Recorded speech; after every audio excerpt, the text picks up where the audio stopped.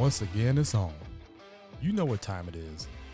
It's time to play some toss. Welcome, everyone, to episode 50. That's right, 50. Episode 50 of the Toss Tristan on Sports Show. It is your main man, T-Squared, Tristan Thomas. What's up, everybody? Thank you for joining us this week. This week on Toss, you know how we get down, state of the state. We're talking Packers. We're talking the Bucks for a brief moment. We're talking the Brewers. Yes, the Brewers actually have news.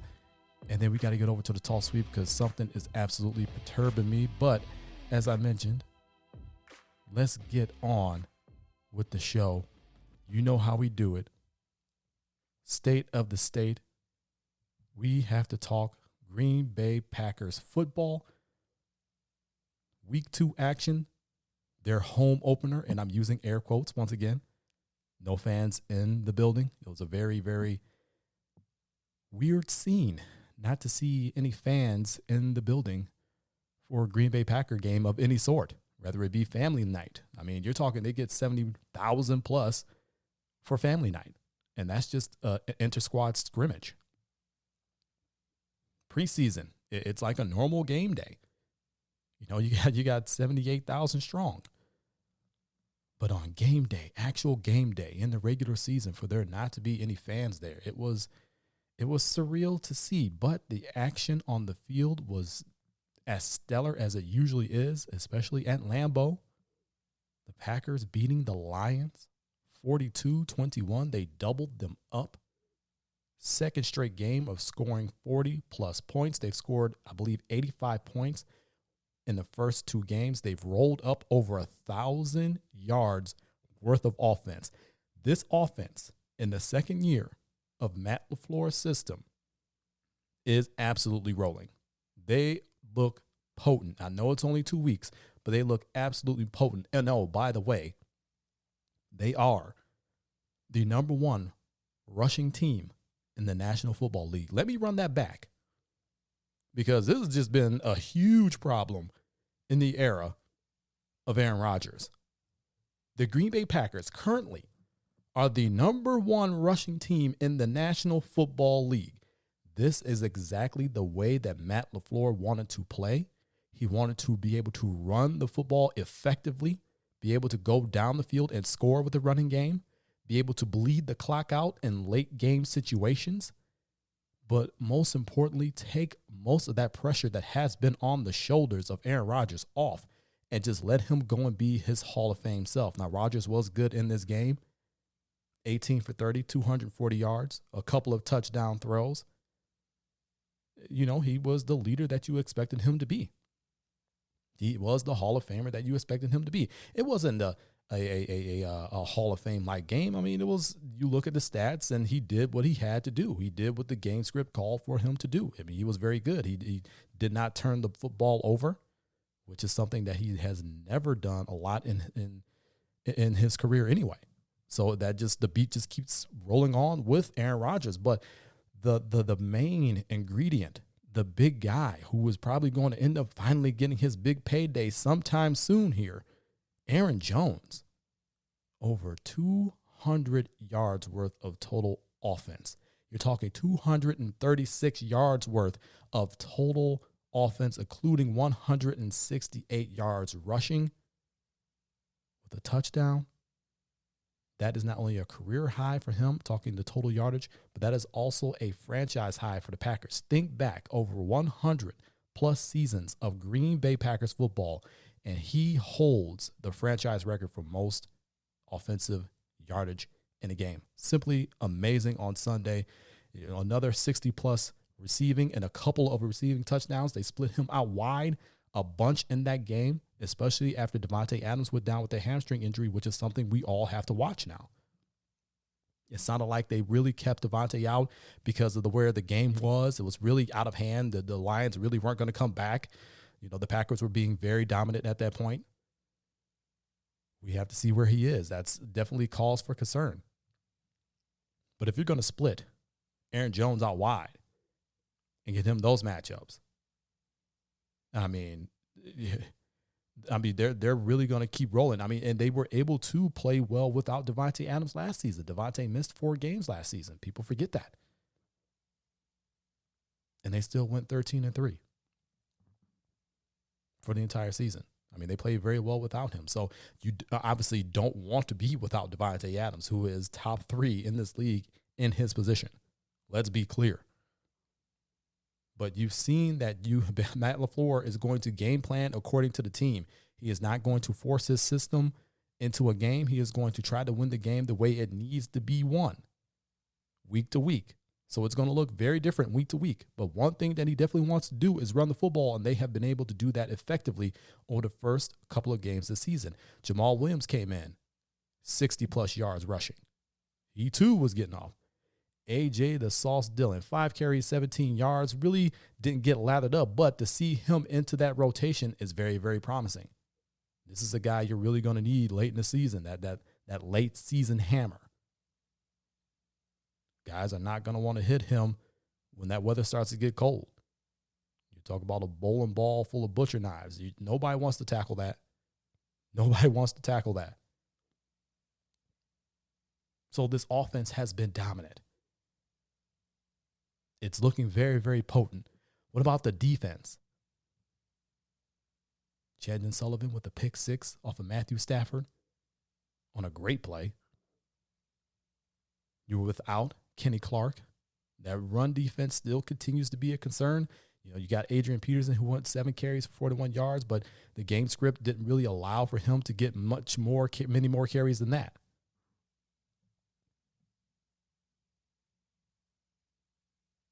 Jair Alexander had a really good day. But one thing that really made my eyebrows raise and my eyes kind of light up a little bit? Kevin King, a guy who had not really been healthy until last season and had a really good season. I believe he had 5 interceptions last season. Was not thrown at in this game. Matthew Stafford did not throw his way not one single time. So whereas Jair Alexander gets a lot of the attention and he is thought of as one of the better cornerbacks in NFL, and is absolutely true, I've always felt that with health, his size, his length, Kevin King could be just as good. But he needed to be healthy. And now you're getting that. He was healthy last season. He's healthy right now, this season. And he's paying dividends to the point where you don't even bother to throw his way. Now, granted, Lions were without Kenny Golladay, who has torched the Packers in the past. But you're talking the Lions came out and they went up 14-3 in the first quarter. So I said this on Quick Toss, which premiered on Instagram television. They're going to bring a fight. It is a mentality thing. They had came off a brutal loss to the Lions, who unfortunately won again. But they came off a brutal loss to them, had the lead, coughed up a 17-point lead in the fourth quarter to lose that game. It is a game of mentalities. They were going to come in pissed off. They lost that game, the way they lost that game, and try to take it out on the Packers, who for a few quarters have played them very well. Again, last season, their games, both of them, were decided by a combined 4 points. They were both Packers wins. So they came in and they brought the fight to the Packers, especially in that first quarter. But then the Packers figured it out and went and blew them out. I thought it would be a much closer game all game long. I didn't expect a 42-21 score, but I expected the Packers to win it. But I thought it would be much more of a fight. But to not throw Kevin King's way, not one single time. And it's not like Matthew Stafford is a bad quarterback. Matthew Stafford is one of the better quarterbacks in the National Football League. Let's be clear about that. But what does that say about Kevin King? That is really, that's really a sign of respect. Hey, you've been healthy. You've been productive. You have the size advantage, the strength advantage. I mean, you hear players talk about him. You hear coaches talk about him. Yeah, if he gets his hands on you, if he's able to be physical with you, bump and run, it's over. Press man, it's over. He's a big, physical corner with length that just frustrates receivers. And for him to not even be thrown at, I mean, that's a simply amazing sign of respect. So the Green Bay Packers, Yes, you have things that you want to clean up defensively. I am still worried about that running defense. I really am. That is how you lost 3 ball games last season, was because you allow teams to run the football on you and get into advantageous situations. You were gashed, especially in an NFC title game against San Francisco.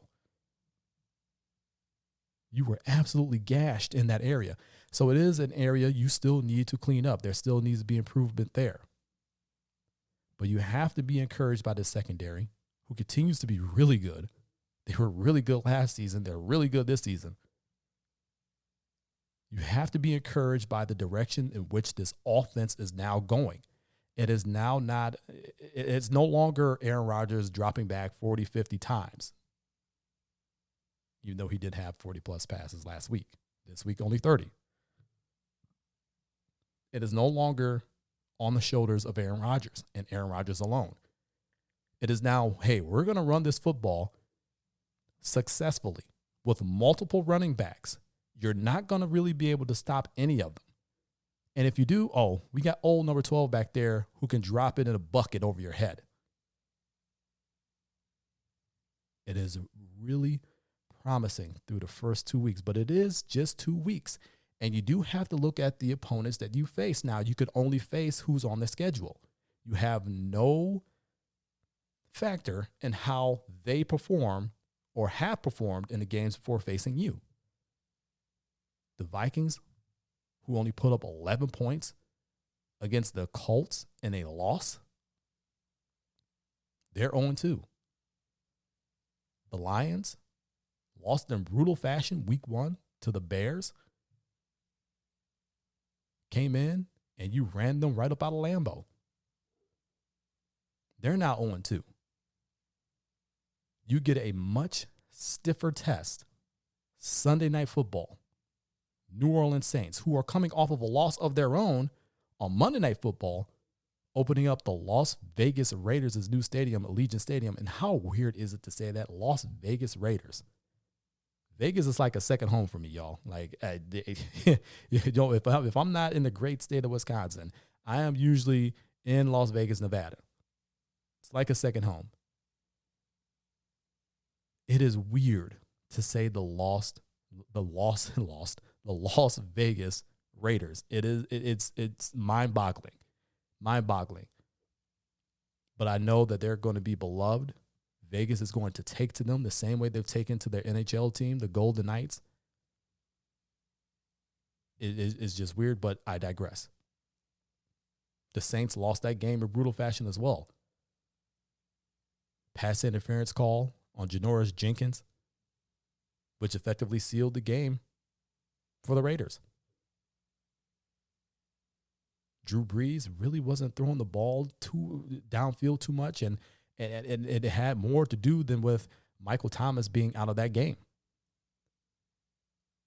Really haven't truly seen the big vertical game from him in that game. And maybe it was game script. I don't know. But it just didn't look the same. But they're going to be pissed off. They're going to be hungry for a win because they cannot afford to go 1-2 in the division they're in.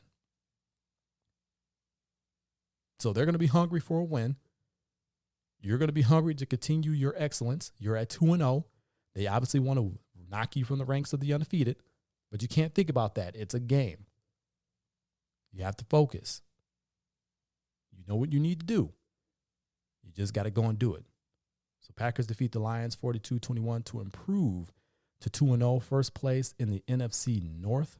I almost said NFC Central because I'm so used to that, the black and blue division, but it is the NFC North. But it doesn't matter because they're kings of the North and they're sitting on top currently at 2-0.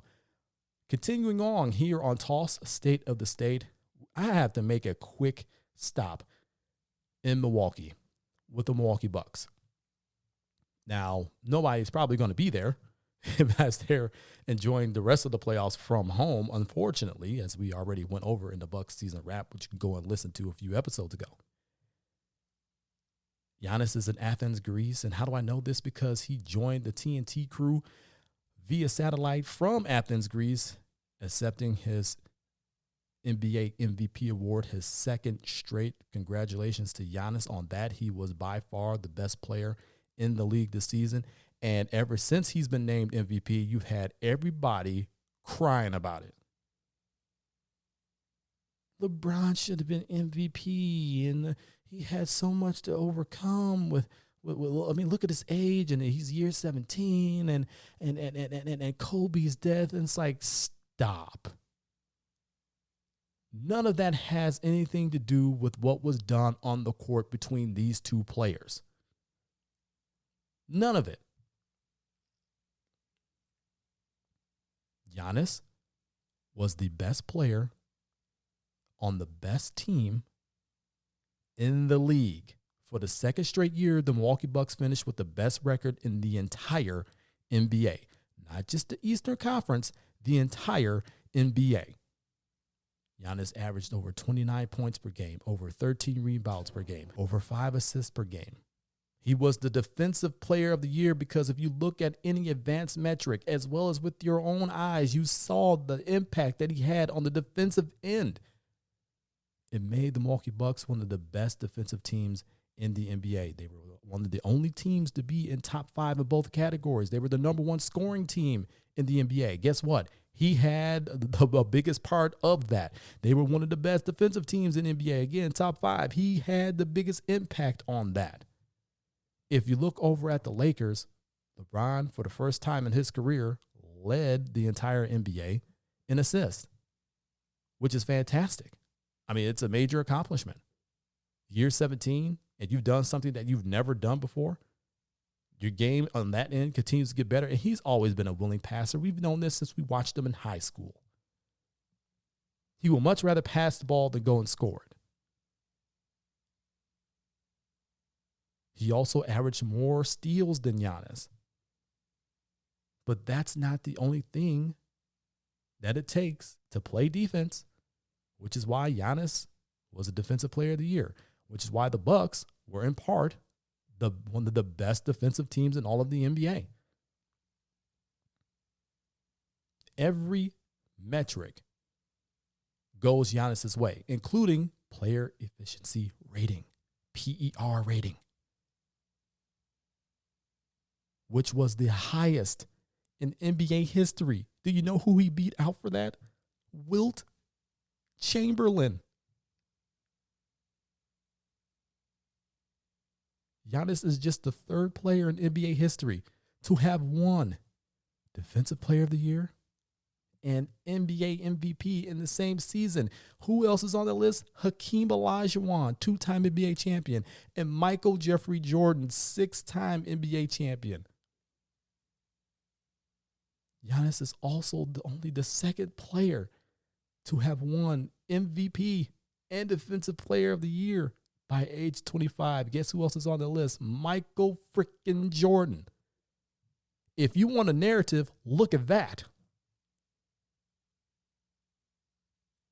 That's stuff that's happening on the court. That's excellence that's happening on the court. And if you think for 1 second that Giannis was not affected by Kobe Bryant's death, you would be incredibly wrong. You're talking about somebody who worked with Kobe, who loved Kobe, showed up hours ahead of time before their workout because he was that excited to work with the Black Mamba. Oh, and by the way, after Kobe's untimely death, Giannis went dark on social media, disappeared for a good while. That's how much it tore him up. So enough with the narratives. Enough with the excuses. LeBron is one of the greatest basketball players of all time. There is no denying that. He's a multi-time champion. He's a multi-time MVP. He's done everything you could think of in this game. But we are not voting on his history. We are not voting on narratives. We are voting on what happened this regular season, not this postseason, because people try to hold that against Giannis. We're talking about this regular season. And in this regular season, Giannis was MVP in everything he did, and it wasn't even close. And if you don't believe me, look at all the votes and then come talk to me. Giannis is the MVP back to back. Enough of that. Let's move on to the Milwaukee Brewers here on State of the State, here on Toss. Yes, the Milwaukee Brewers. Before, I'm like, okay, yeah, they're not really playing that great. They're pitching well, but that offense is just terrible. But if they could get some consistent offense, just some timely hitting, they may be able to make a run at this thing. They're not that far out of the playoffs. Well, as we record this program, the Brewers came up with a 3-2 victory over the Cincinnati Reds. They have climbed back to 500. They sit at 27-27. 6 games remaining. The exciting part of this is that currently, as we record this program, the Milwaukee Brewers are the 8th seed in the National League. Now, I know that sounds funny to say, but because of the expanded playoff field and the way the playoffs will be formatted, they are, in fact, the 8th seed in the National League. If the playoffs were to start right now, if postseason was to start right now, they would be facing the Los Angeles Dodgers in a best of 3. A best of 3. So all you have to do is win 2.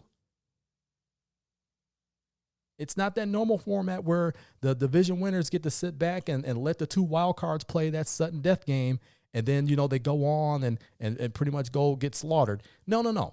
It's not that. And obviously, I can't really say that because the World Series winner came out of that one game, sudden death wild card game last season against the Brewers, and it was the Washington Nationals. If you got pitching and hitting, you could definitely make a run, and they definitely did and went all the way with it. But they would be facing the Los Angeles Dodgers in a rematch of the NLCS from a couple seasons ago that went 7 games. Unfortunately, the Brewers lost that. But all they needed was some timely hitting. The pitching has just been outstanding. Like I said, we went over this last week. Woodruff, Burns, they've been fantastic. Hader out of the bullpen, he's been fantastic. Williams out of the bullpen, he's been absolutely fantastic, stellar, devastating. He's probably going to win reliever of the year as well as rookie of the year, and it will be well-deserved. The guy's just been flat out filthy. I mean, tonight you're talking about out of 6 batters faced, he struck out 5 of them with that just devastating Johan Santana-like changeup. That's really who I could compare that changeup to. Maybe a Pedro Martinez, but I kind of like Johan Santana's changeup much better. I won't go Trevor Hoffman. I don't think it's a little bit different, but no less effective. They've been getting timely hitting from guys. I mean, Ryan Braun's come up with some clutch hits. Christian Yelich, he's kind of finding himself. He's starting to walk a little bit more. I mean, he's it'd be a great time for him to get into a really great groove.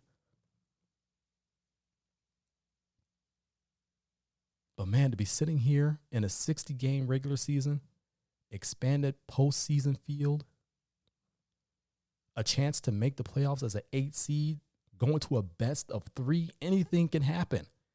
Anything can happen. 6 games remaining. They have 1 more against the Cincinnati Reds tomorrow. And then on Thursday, they begin a 5-game series. This is for it all. A 5-game series against the Cardinals, who, if they can grab 3, maybe 4, depending on how things fall and how other teams play, not only will they make the postseason, they have a possibility of overtaking them for that second spot in the National League Central. Now, they can't get first because the Cubs already clinched that. They're headed to the postseason. But if you can avoid that 1 versus 8 matchup and jump up to at least a 6 seed in a best of 3 series, I mean, crazy things can happen. Things can happen. It's exciting. You just hope that the Brewers continue to get that timely offense that they need, continue getting that stellar pitching that they've been having all season long, and they have an actual shot at this. And this is not something that any of us thought at the beginning of the season, but then again, we all thought that it was going to be the normal 162. Instead, COVID had other plans. The MLB comes back. Don't get me wrong, they've had their problems with COVID. Still a little bit worrisome. They kind of tightened the screws a little bit, and it's been a little bit better. But they've had to adjust because of it. Came up with this expanded playoff field, came up with this 60-game sprint. Quite frankly, I've been enjoying it. And for the Brewers to still have a shot at it when none of us thought they would sniff postseason, especially if it was 162. It's a pleasant surprise, and it's making for some really exciting games down the stretch. The final week of the season, the last 6 games, you're at 500. You have a shot to get at least an 8 seed, possibly a 6 seed, at least. Yeah. Look, MLB has done it right. I mean, it maybe not on the COVID side, which makes you raise an eyebrow. Seems like they cleaned that up a little bit, tightened the screws up a little bit. But as far as on the field and formatting, they've gotten it right. They've gotten it absolutely right. So the Brewers 27-27 have one more game against the Reds, have 5 against the St. Louis Cardinals, and a shot at the postseason. Just amazing. Just amazing job by those guys. And that's the state of the state. The Packers continue to be dominant on offense, doing things that we haven't seen since the Saints. The Saints had kind of similar stats, and they at least made the Super Bowl. I believe the Broncos also at least made the Super Bowl after having similar stats offensively through the first 2 games, over 80-plus points scored, over 1,000 yards of offense. Well, I mean, they got a stiffer test against the Saints this Sunday. We'll see what happens there. The Bucks, Giannis is MVP, case closed. Stop crying about it. It's over. He was the best player by far on the court this season. And the Brewers at 27-27 in a 60-game season with 6 games remaining have a shot of at least an 8 seed and possibly more in the MLB postseason. Remarkable. Let's head on over to the toss sweep.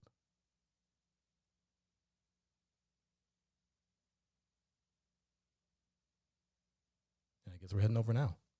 Technical difficulties. It's real. It's live, folks. It's live, folks. You know, we get it. We do it how we do it. And that's just how it is. I'm not redoing a thing. So, musicless transition over to the toss sweep. We got problems, y'all. We got problems. And they were caused by the Big Ten. Or at least I got a problem. It kind of irks me. The Big Ten was really the first conference, the first big Power 5 conference to come out and say, you know what? We're going to listen to science. We're going to look at the situation. We're evaluating it. And you know what? We've come out and thought, okay, we've come out and decided that we're not going to play fall sports, especially football, this fall. We're going to come back in the spring and have a full season and do things that way. But for the fall, nope, we're not going to do it. It's too dangerous. To which many people, including myself, say, hey, look, I know it's disappointing for those fellas, but your life means more than a game. This is absolutely the right call. Absolutely the right call. And then people decided to start making fun of them. And then politicians got involved. And through some arm twisting and everything else, all of a sudden, the Big Ten came back and said, hey, knock, knock. Guess who? We back. We playing football this fall. Let's start in October. And not only are we playing football this fall, we're playing basketball. Everything's coming back. The Big Ten is back, baby. To which I just looked at them and said, what the hell? You all know that I'm in the great state of Wisconsin. So if you've been paying attention to COVID news, you would know that Wisconsin is kind of a hot spot right now. And when you're talking Big Ten football, you're talking about Wisconsin, the Badgers, which reside in Madison, which is also a hot spot, especially on campus. And their campus currently has multiple dorms on lockdown because of COVID. So tell me, how in the hell is this a good idea? You reversed your decision. You had it all planned out. Hey, we're going to come back in spring. We know a little bit more. When we believe that we've curbed this and it's safe for everybody to come back and play, we have better, more stringent rules in place. We're going to take our time with this. We back. Was it the money? Was it the television contracts? Because I think it was.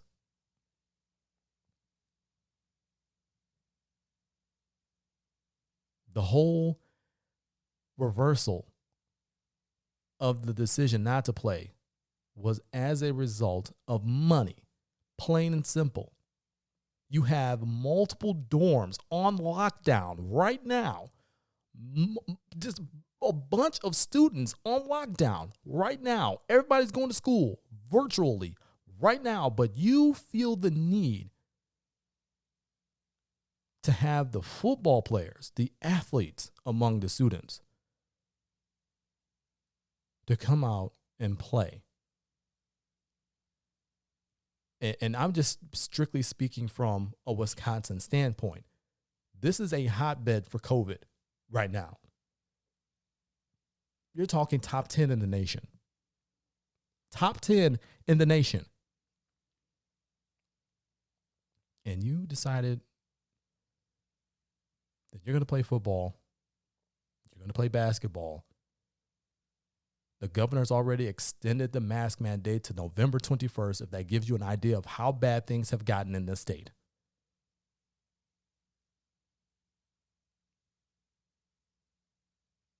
You're letting money motivate you to put these young kids, these young athletes, in harm's way. And you came out and you said you're going to do rapid testing. You're going to have all these stringent rules. And well, what about the students that are currently on lockdown? You know, the ones that don't play any sports, the ones that don't make any money for you with free labor. What are you going to do for them? How are you going to keep them safe? How are you going to keep the teachers safe? Other faculty safe?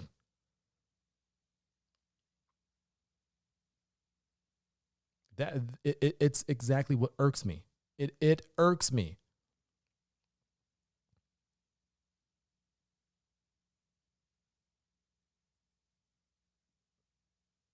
You know, we keep it truthful, opinionated, and passionate. It just on toss. I mean, it pisses me off.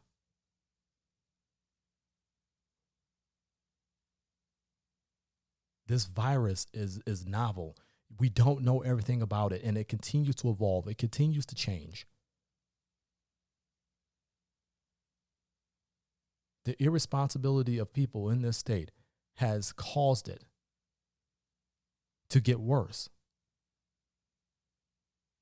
And the irresponsibility I speak of are people in quote unquote leadership positions. And not only that, but it's citizens. I can't tell you how many people I've seen having get-togethers, no mask, no social distancing, 20 to 30 plus people. There's no freaking way you've all been tested, and there's no freaking way you've all been in the same quarantine circle. This is why this stuff is spreading. This is why this state is top 10 in the nation in brand new cases, hospitalizations, deaths.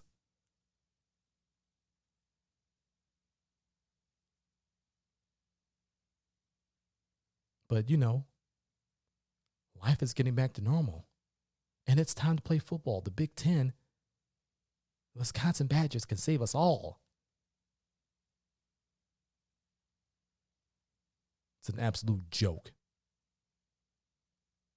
I'm hoping those players stay safe because this is serious, and I get it. Some of those guys want to play. I get it. But your life is far more important than a game.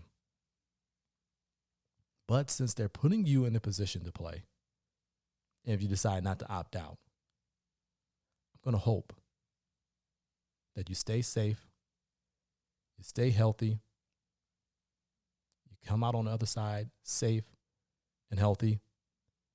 And if they're going to play the games, then, hey, you know what? On Wisconsin. That's all I can say.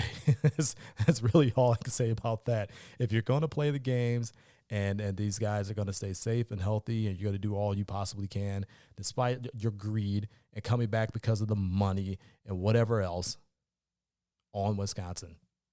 Go and win this whole dang on thing. I don't know what championship you're going to win. Maybe it's a conference championship. But whatever it is you're going to have at stake, go ahead and win that. Stay safe, fellas. Come on the other side healthy. And that'll do it, y'all. Time for me to get on up out of here. It's been episode 50 of the Tristan on Sports Show Toss. Y'all know where to find me and this brand of truthful, opinionated, and passionate sports talk. TossNationMedia.com. Truthful, opinionated, passionate sports. You can find us online. Facebook.com/T on Sports Show. That's TON Sports Show. And y'all know where you can find me on social media at the20double on both Instagram and Twitter. That's at the number 2, the number 0, and the word double. So there is no excuse for you not to keep up with everything Toss Nation Media. But as I said before, it's time for me to get on up out of here. This is T Squared, Tristan Thomas, reminding all of you to keep it moving forward. Always forward. Forward always. Until next week. So long from Toss.